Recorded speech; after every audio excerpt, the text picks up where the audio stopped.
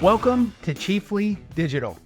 Today I have the pleasure of meeting with Prashant Agrawal, the CEO of Impact Analytics. And I'll tell you two little stories. Number one is Impact Analytics is a company that focuses on the allocation, the planning, the buying, and the pricing of inventory, which I think is a holy grail within retail. Prashant and Impact Analytics I've known for several years, and they are the real deal. I've come to both appreciate the company and appreciate the person. There's an old Colin Powell leadership principle, and don't be buffaloed by elitists, where sometimes people can use big words and put shiny objects in front of retailers to get them drawn to a certain technology, especially in the AI, ML arena. And Impact Analytics is real. We've done deep dives on this technology, and I'm so excited and so pleased to have you with me, Prashant. So first of all, just thank you for joining. Jay, thank you. I actually just want to stop right here. That was the best introduction I've ever had. Thank you. That's very kind of you.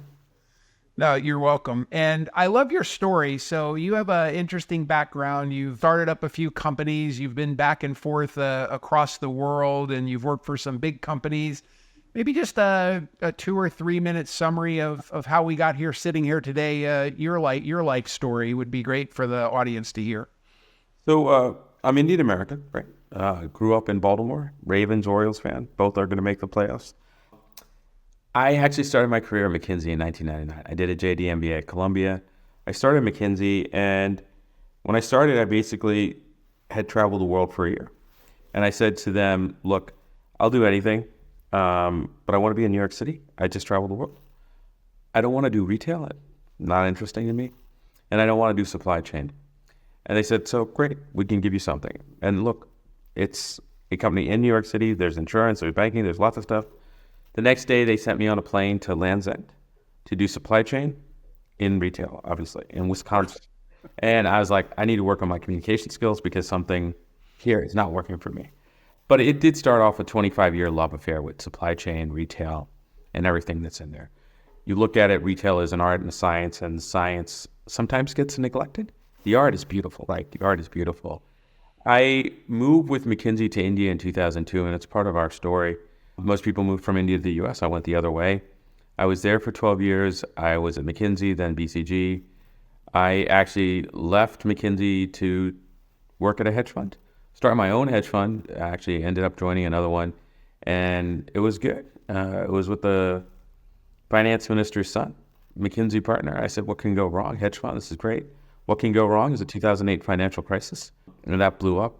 I actually did a startup in India that was what I'll call a quote-unquote moonshot, where we were trying to be Facebook and Twitter for India. And that's in 2008. And while today it's very obvious the Facebook and Twitter of India are Facebook and Twitter, it wasn't so obvious then. Anyway, there was lessons learned from every startup failure that I had. I went back to consulting with BCG, led the private equity group for them. But the entrepreneurial bug stuck.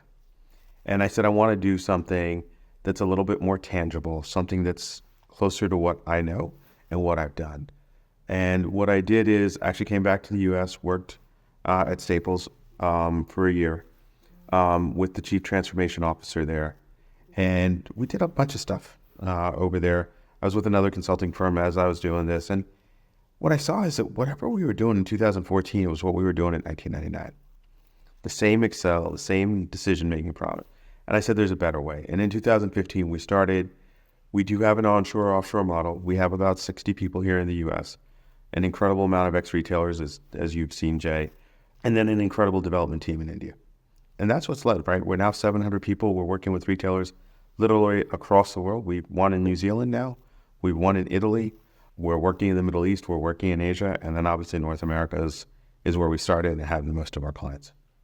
Oh, that's fantastic. And I'll summarize, as a career retailer myself, what I think Impact Analytics does, but then maybe you can highlight what problems you're solving for retailers. And in my view, in the interactions we've had, which have been numerous with you and your great team, is I've always been very fascinated with merchandising. It's all about the product. And in your space, my understanding is that you focus on, number one, buy the right amount of product at the SKU level. Number two, place it in the right location so you have the right amount of stock at the right place for the point of intent.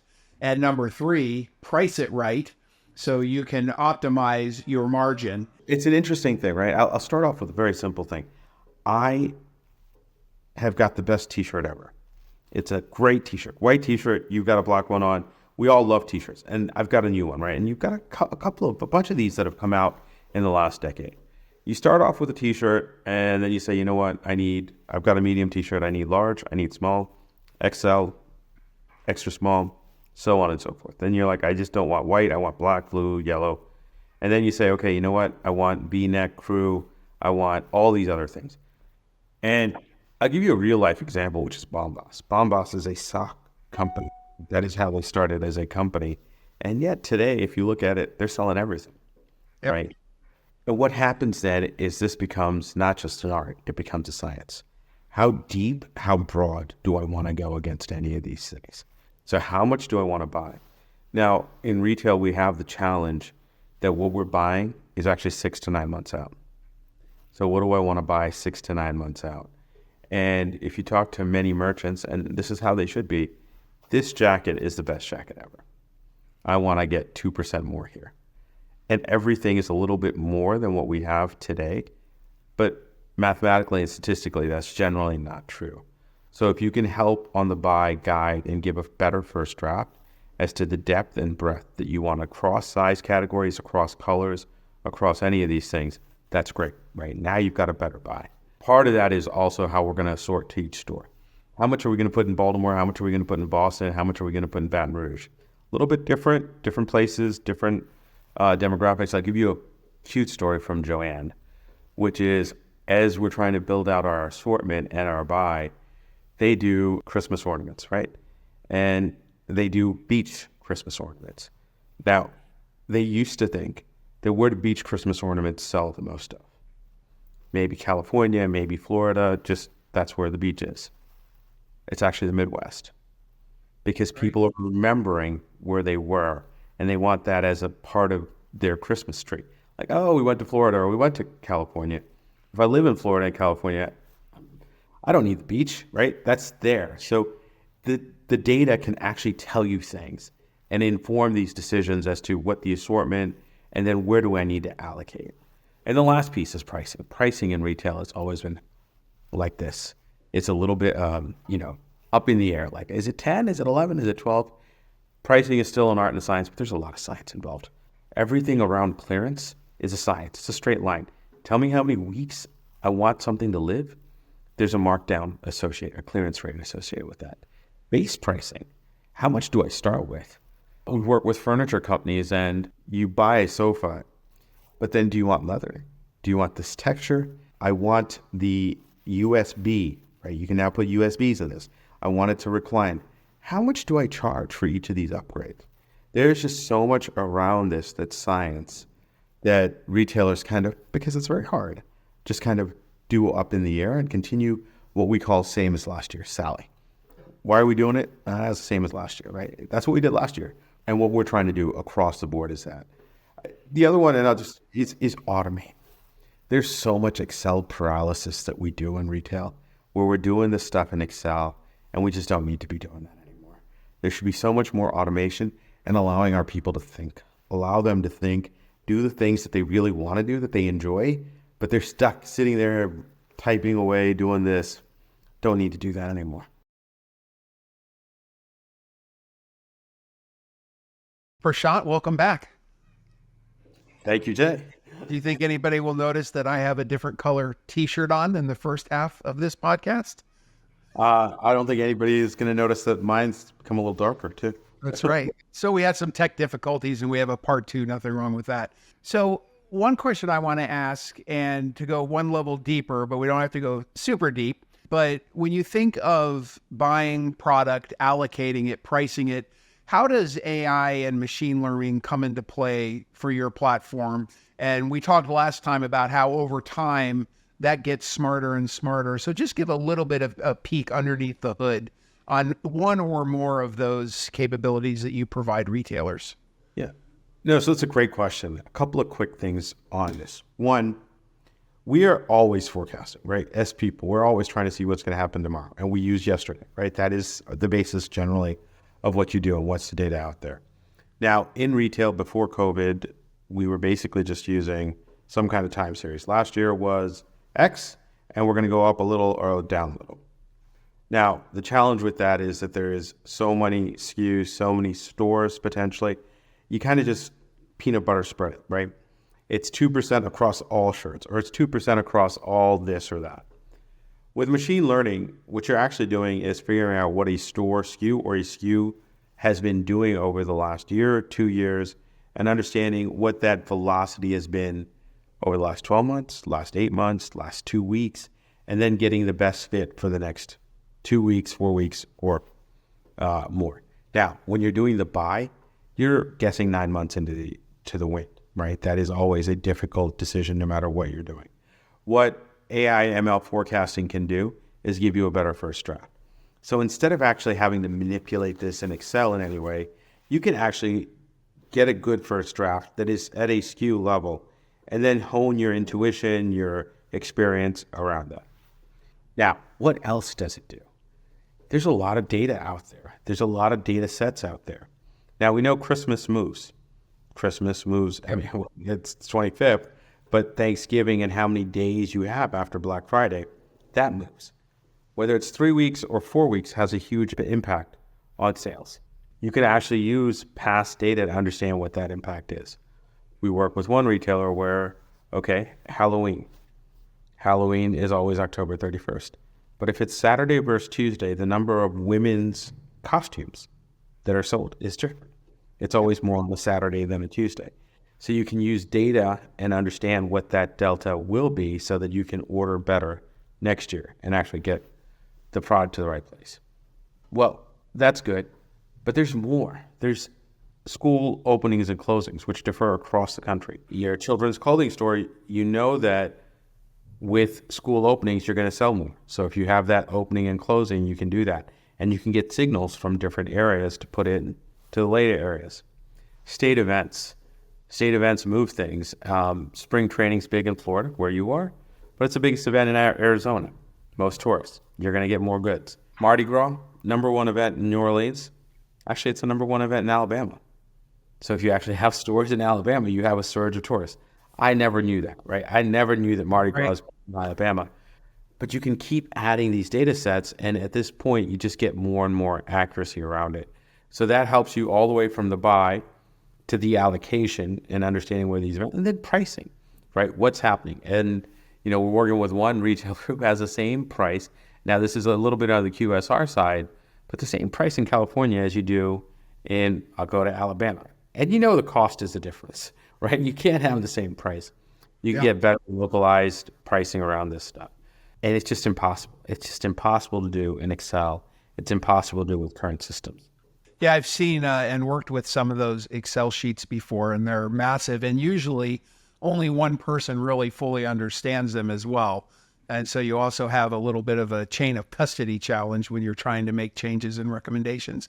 One thing I've in today's world where speedy ROI and capital is super protected, and the management teams and the boards are looking for ROI back from their investment. When you engage with a retailer on pricing or allocation or buying, what can a retailer usually expect with regards to getting a return on the investment they make with you? The payback period is very quick. I was at Boston Consulting Group. I co-led the PE and corporate finance practice, and private equity really likes pricing because you can change pricing the next day. With pricing, the payback is 3 months, right? You're paying it back. It's actually money into the coffers for a long time because you're adding science there. Allocation is also relatively quick. In the next 4 to 6 months because you're getting the right product, the right size to the right place. Buying is a little bit more long-term, and it has the best impact, but it's, again, 9 to 12 months away. So the impact is larger, but so is the payback period because you actually have to take some time to get it right. The thing is, and Gartner has said that the number one driver of profitability for retailers in the next 5 years is AI ML. It is going to be that, and everybody's going to need it. And to your point, even with a recession looming over us, a soft landing, whatever it is, we know that 25, 26 are going to be slightly tougher. The thing that retailers can do to help cushion that blow is use systems either like ours or, well, nobody else, or something else out there to help.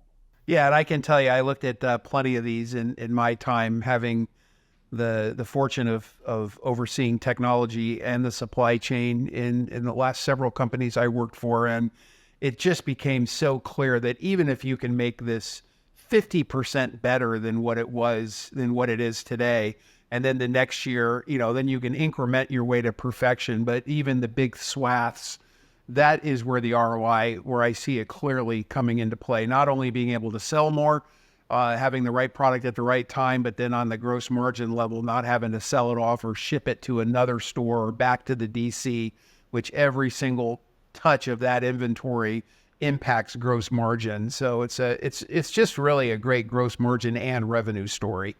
And when you go into a client, and when the companies I've worked for, when we looked at your company, are people more focused on the upside in the revenue, or are they zoned in on the gross margin? I think, it's interesting, right? We in retail had such a good 22 and 23 to a good part because of the COVID bump, right? The government threw money at us, we couldn't spend, and revenue really grew. And then the bottom fell out in some ways, right? Yep. I think people are hopeful for revenue, but anything you can do to protect margin, increase margin, people are very excited about right now. That's just the macro environment. Yep, gross margin is king, for sure. And then interesting, before we get to a couple of closing questions, you have a tie with the Columbia Business School. So tell us a little bit about that. So I went to Columbia Business School. I did a JD MBA from Columbia. And last year, I actually taught AI and advanced analytics and retail to the second-year MBAs. And it was fantastic. And hopefully we can get you up there this year, Jay. We had guest speakers. We had the CEO of Saks. We had the CTO of Ralph Lauren. But it was a 3-hour course. It was for 9 weeks or so, and it was oversubscribed. And I think the important thing here is not because it was oversubscribed because of me. I wish it was. They didn't know who I was. But the amount of interest that is there for AI, Gen AI, among Jay, no offense, the younger generation, much younger than us, is tremendous. They know this is coming. And instead of potentially saying, oh, I'll do it, they're embracing it. They're going full for it, and because they have to. They know that this is where the workforce is headed. They know this is where the world is headed. It was eye-opening to me, our company is there, but people have to stay ahead of it because the best talent in the world is going to want to use these systems. They're going to embrace companies that use these systems. No, I know. And I have 4 kids of varying ages, and even the one that just recently graduated from Indiana University, from a practical standpoint, day to day, knows as much about AI as a lot of the people that I meet just in the general workforce, because they use it, they embrace it, even if they're not technical. It's just what can I harness to make my job easier and to make what I do easier and faster. So they're fearless. And I think there is some fear inside of companies, which leads me to my next question.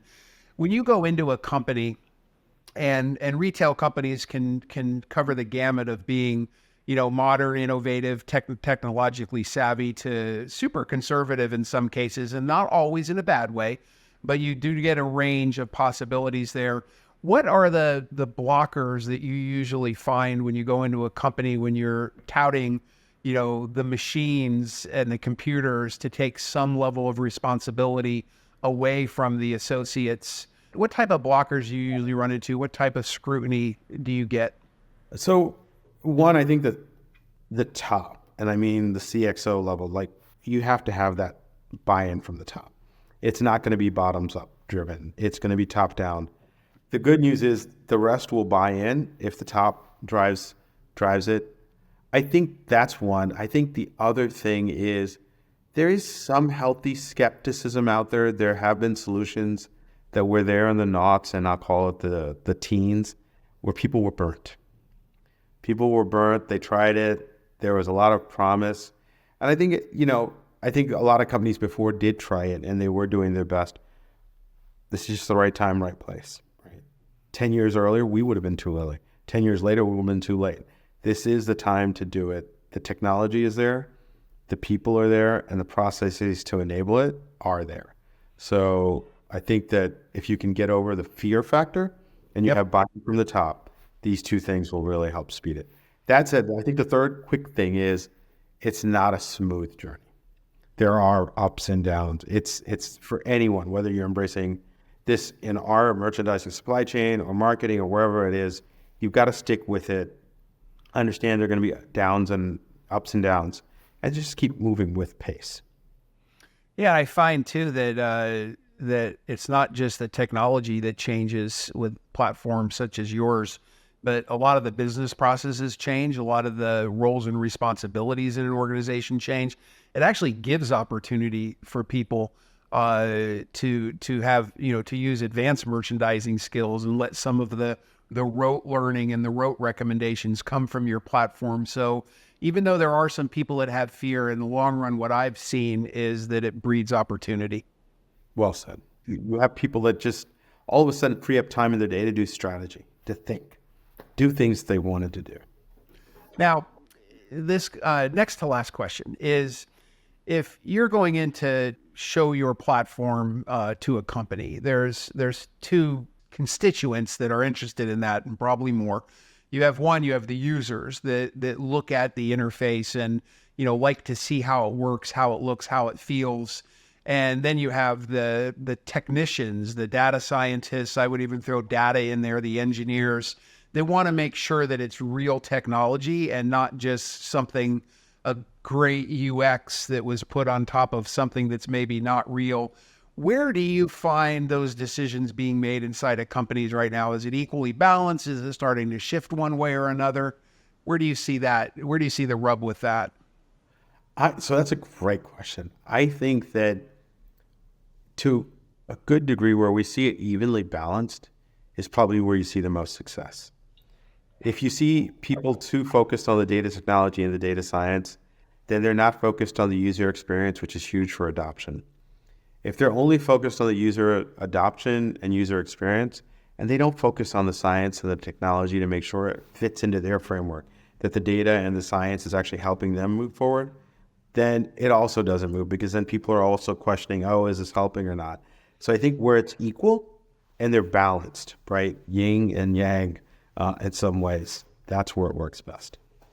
Yeah, I find that if a company over-indexes on the business making a decision, you really have to push technology into the process. And if a company overly pushes on tech leading the decision, you have to really lean into the business side.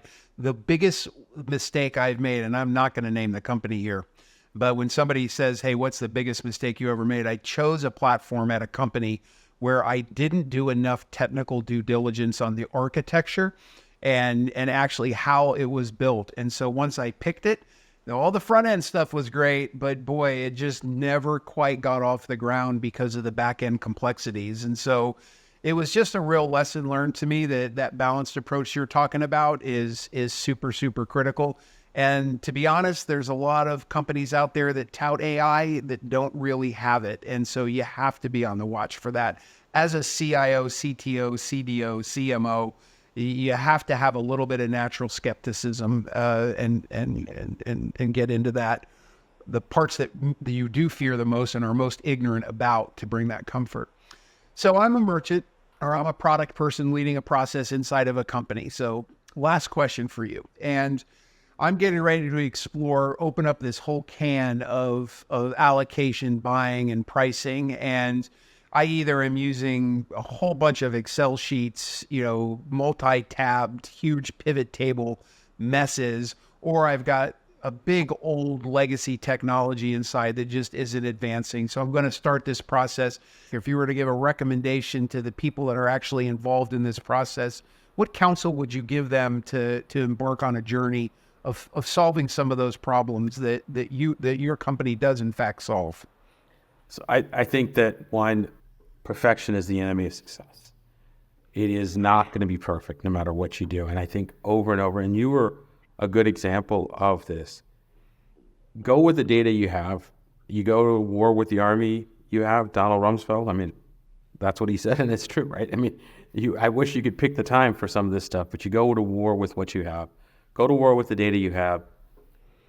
Release these things out in the open. Let them be used. Let people be like, oh my God, this isn't working, that isn't working. Then you'll fix it.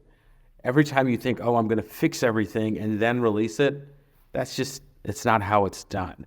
And I think you were a great example of this, right? Let's try it. Let's test it. Let's get it going and keep improving it. We put this system into Tapestry's credit and the CIO and the team there in 7 months across the world, 2 brands, 3 channels, and 3 continents. And they said, look, let's just go. And at the end, was it perfect at the end? No. But was it great? Much better, right? They put us in the quarterly report saying, hey, look, this is materially impacting financial performance in a good way. But that's what you're going to do. Just go out and do it. Yeah, in today's world, you got to ship it, get it out there, beat on it, and then make it better and increment yourself to greatness. And in this area, I still maintain that there is so much opportunity that you can get partway there and still see material positive impact on your gross margin in a product like this. So anyway, well, I loved having you on. I'm sorry it took 2 days to go across, but it's always good to talk to you. I'm always going to be an advocate of your company. I bring it up at least once a week, and it was a real joy having you on, and thanks for joining. Thank you, Jay. Thank you so much. Well, that wraps up another episode of Chiefly Digital, and I really enjoyed talking to Prashant. Impact Analytics, you heard it here first. If you haven't heard it before, they specialize in the buying, allocating, and pricing of inventory. And I think in my 27 years as a C-something in retail, I'm not sure I've seen an area as ripe for rapid ROI as I have the merchandising tools of the type that Impact Analytics sells. A couple of tips and tricks that came out from this that I also embrace and that Prashant brought up is, one is when you're getting ready to make a selection of a big platform like that, you need to involve your merchants and your technology team. You don't want to over-index too much on one or the other because sometimes the usage of it is stronger than the technology, and sometimes the technology can be weaker, but the UI looks really fantastic. So you really have to go in with a balanced approach. And like most software platforms this day, it's progress versus perfection. If you can get 50% of your ROI in 3 months, it's better than waiting 2 years to do some big bang rollout. And then the third point is you need some top-down buy-in to this because AI can be a little bit scary for some. For most people that embrace this early, in fact, probably all people that embrace it early, there is opportunity. So anyway, thank you for joining Chiefly Digital. You can find us on YouTube, Spotify, and Apple. See you next episode.